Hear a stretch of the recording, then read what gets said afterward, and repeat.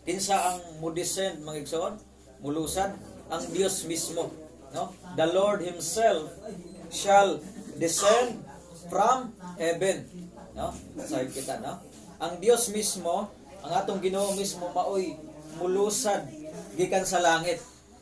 Mao kanang mao nang giingon nga unsa man pagkahitabo sa rapture.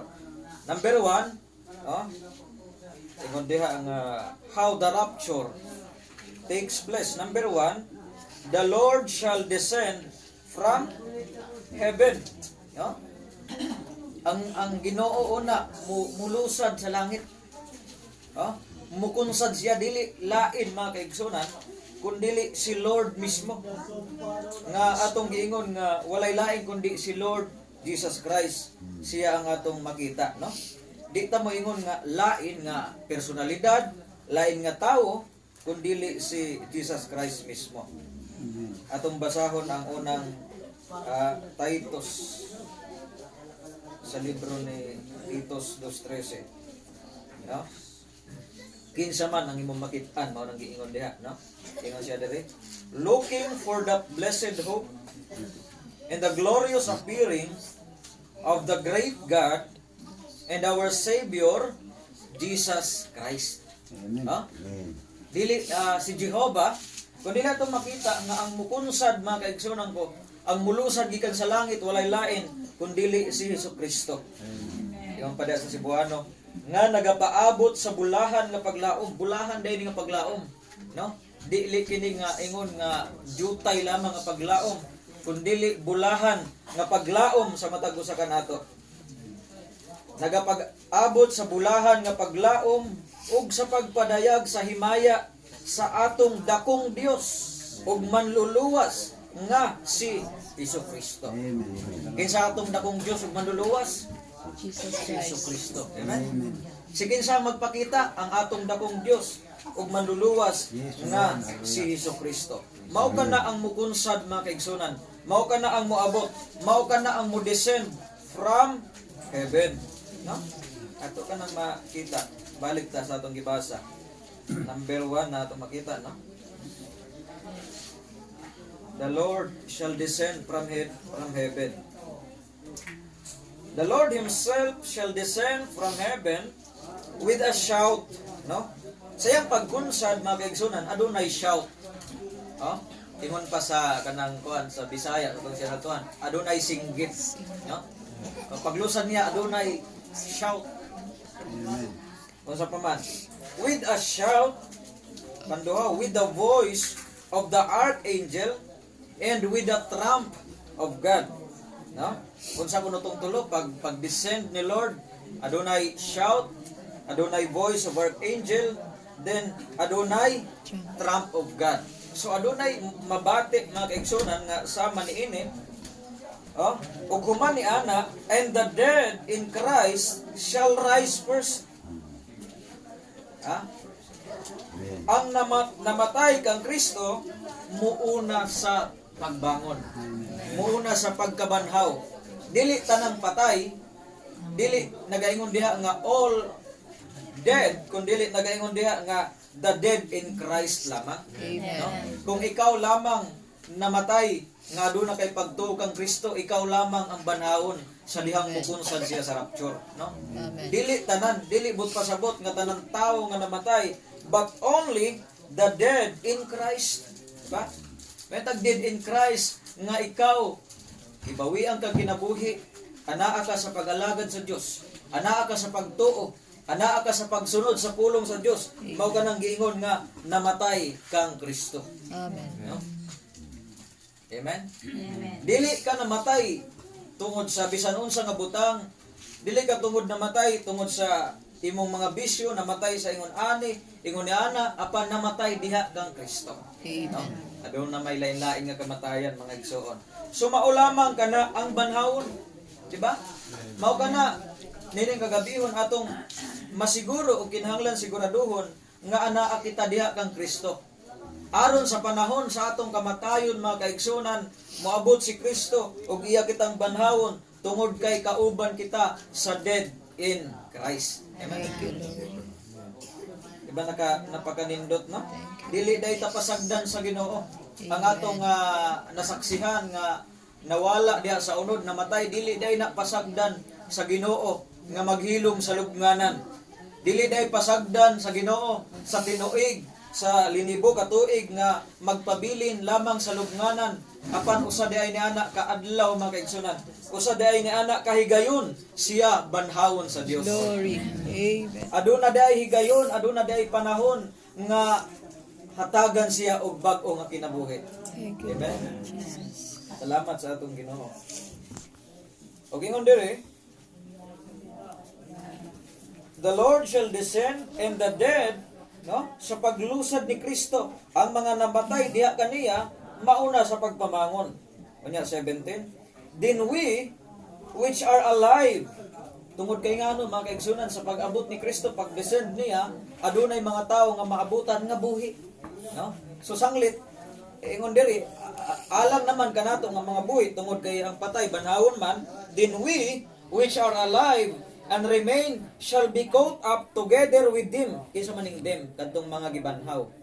We which are alive, kita nga mga buhi, i-rapture together with them sa mga nangabanhaw nga patay kang Kristo, no? Together with them in the clouds to meet the Lord in the air.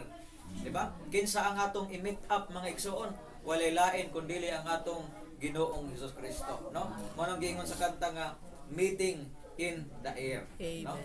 Diba may kanta gikanta tana at the meeting in the air. So adunay meeting mga kaigsunan, no? Dili meeting sa barangay, dili meeting, no, sa purok, kundi meeting diha sa langit, meeting in the air. Amen. No? Dili meeting, no, sa purpose o sa lain-lain pa nga meeting, kundi makipagkita ka sa Ginoo nawong og nawong mga kaigsunan, no?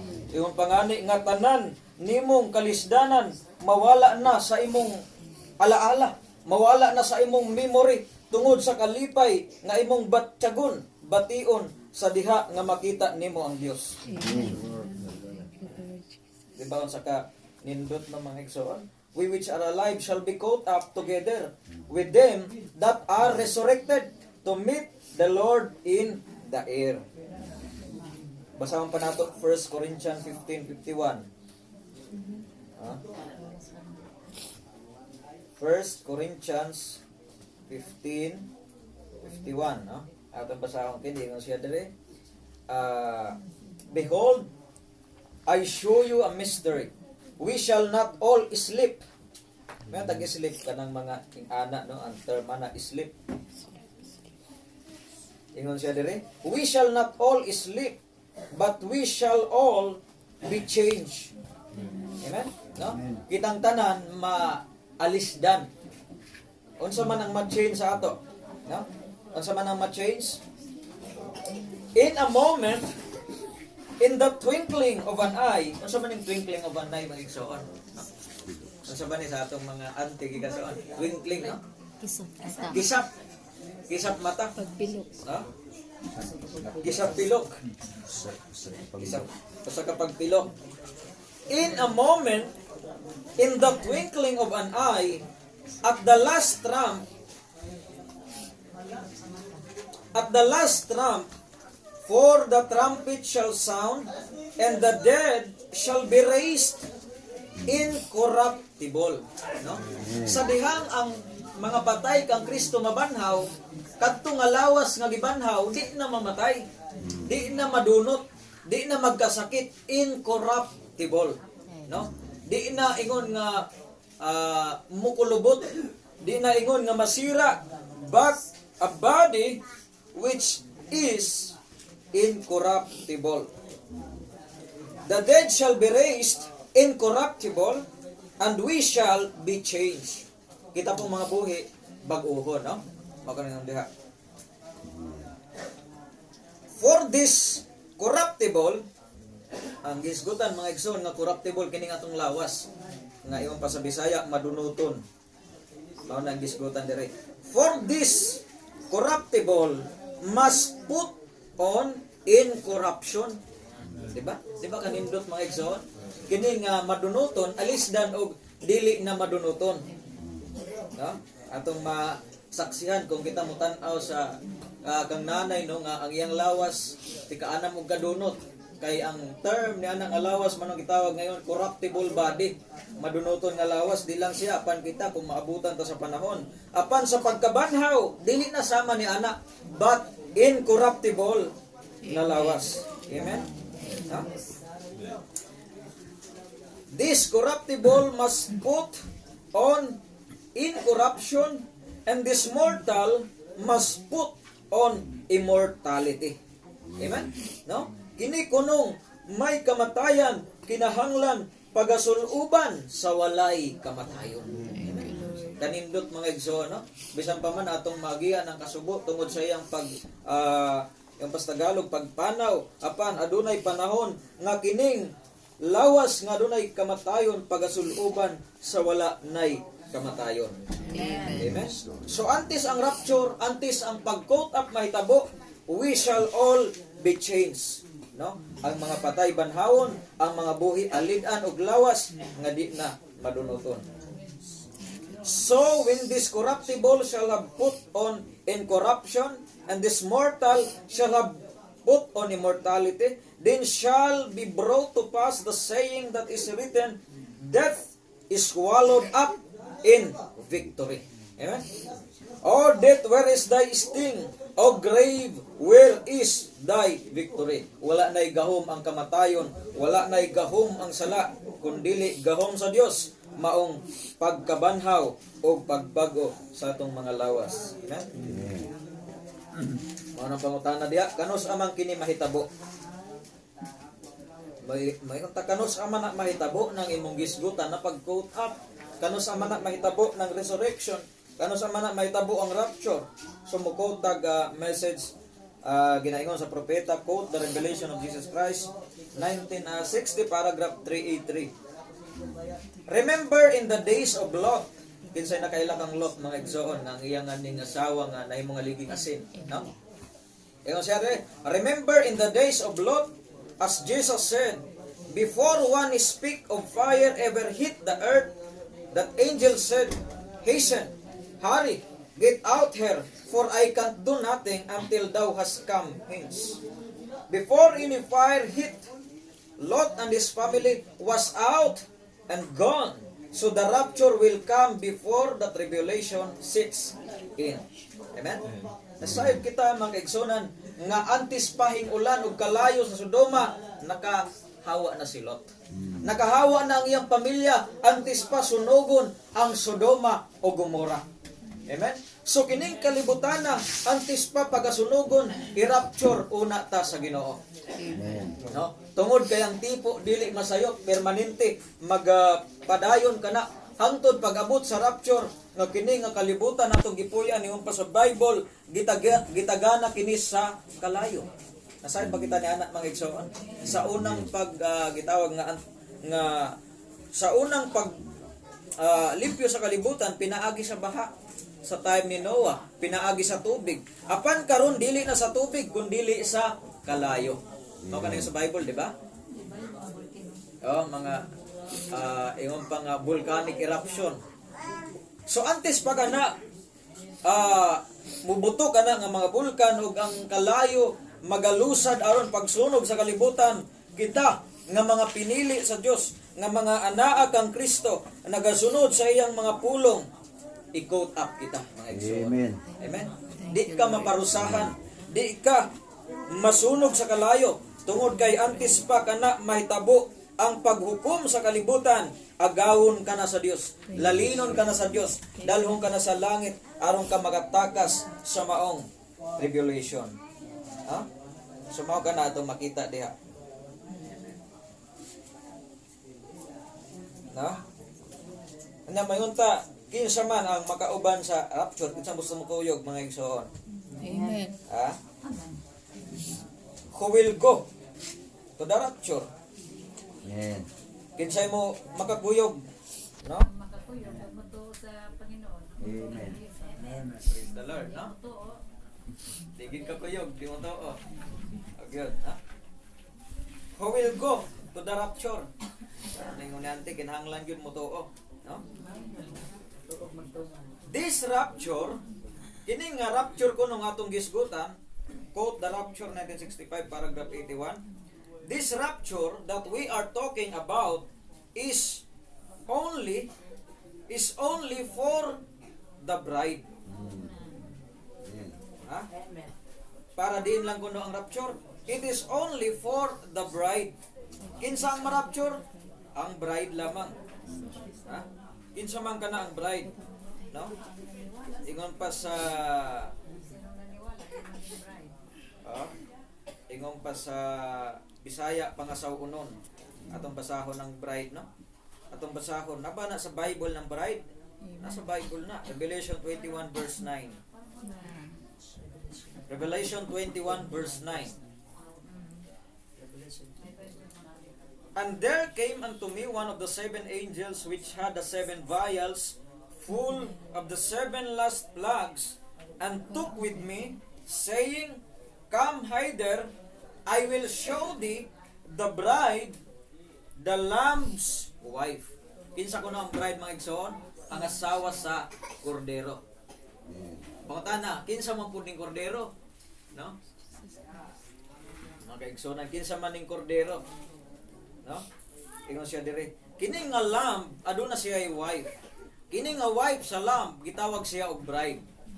Kinsa man ning lamb, no? Makadumdum mo sa diha si John the Baptist, si Juan Bautista, diha siya sa river of Jordan nga nagabautismo siya.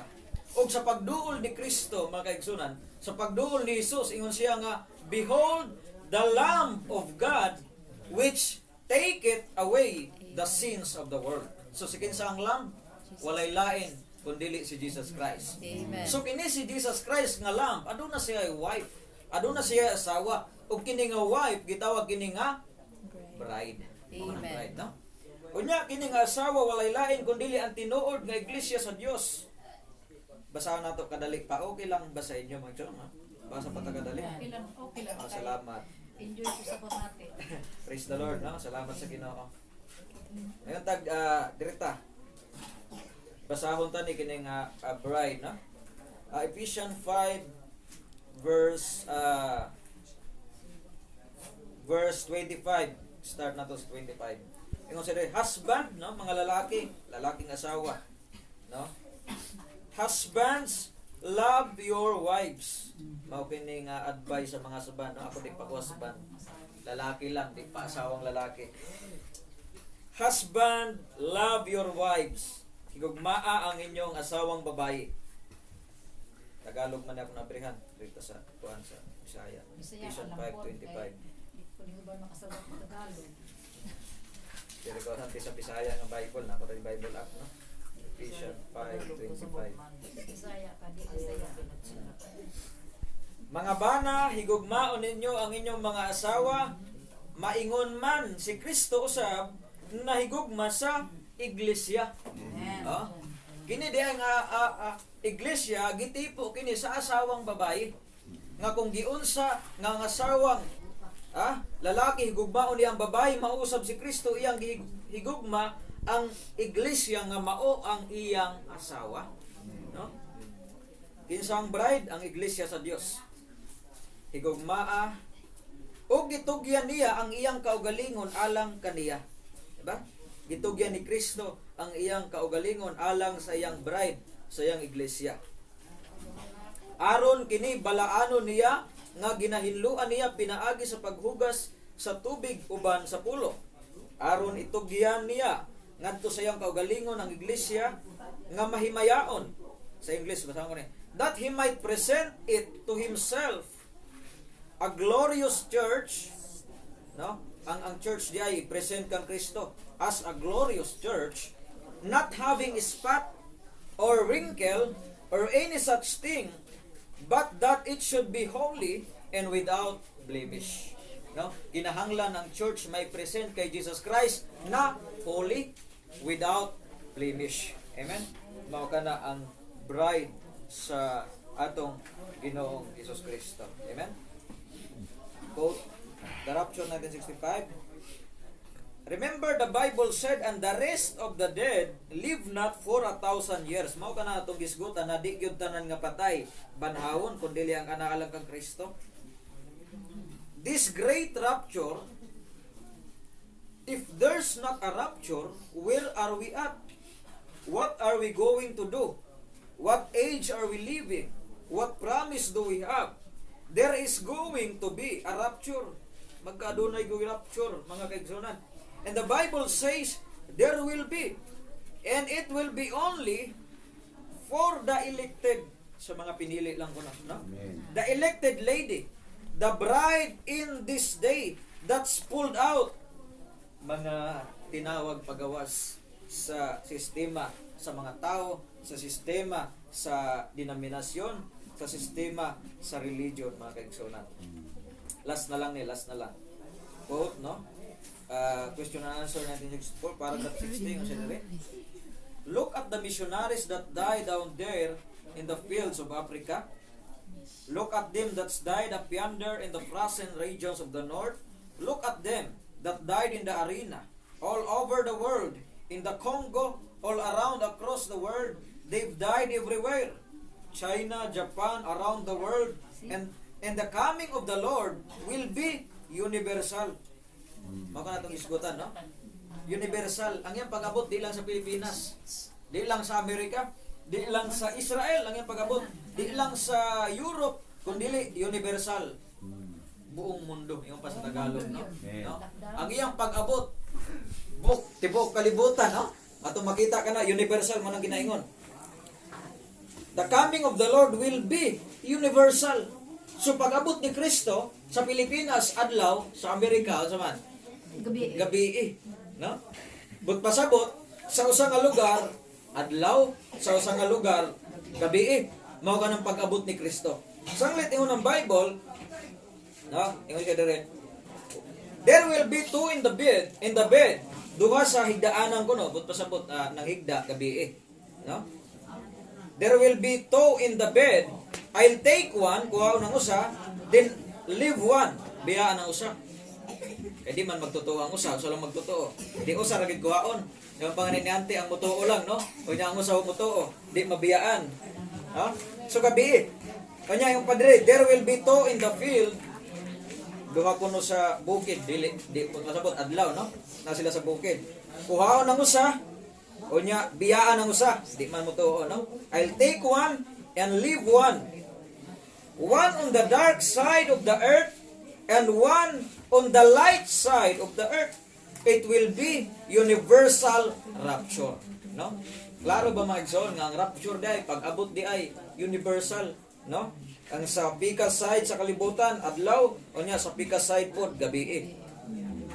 Klaro na, no? One on the dark side of the earth and one on the light side of the earth. It will be a universal rapture. Yes, the church will all be together, but after the resurrection and the rapture has set in. Amen? Salamat, no? Mao ka na ang mensahe sa propeta sa Dios nga atong masayran nga mao ka na ang atong bulahan nga paglaom nining katapusang panahon. Amen, no? Salamat sa Dios sa mao mensahe nga gikahatag kanato nga ang atong pag-alagad sa Dios dili day kutob lang niining nga kalibutan.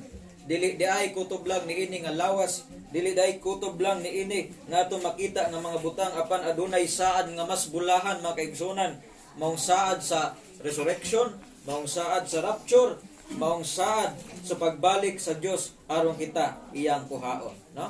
Bisan asa ka man, kung mag-rapture na sa Pilipinas unya naka sa Amerika ay kabaraga kay dungan, no?